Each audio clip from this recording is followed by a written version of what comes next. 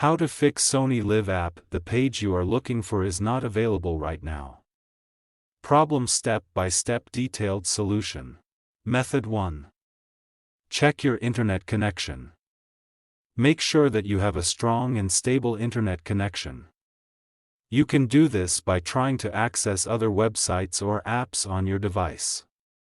If you are not able to connect to the internet, try restarting your router or modem. Method 2. Restart your phone. This can often fix minor software glitches that may be causing the problem. Method 3. Update the Sony LIV app.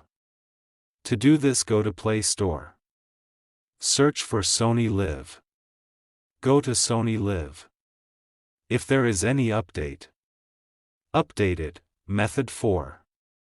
Clear the Sony LIV app cache and data. If restarting the app doesn't work, you can try clearing the app cache and data.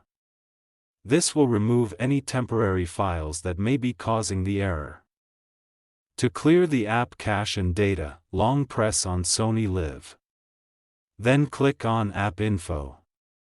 Then click on Force Stop. Then go to Storage Cache. Then click on Clear Cache. Then click on Clear Storage. Method 5. Reinstall the Sony LIV app.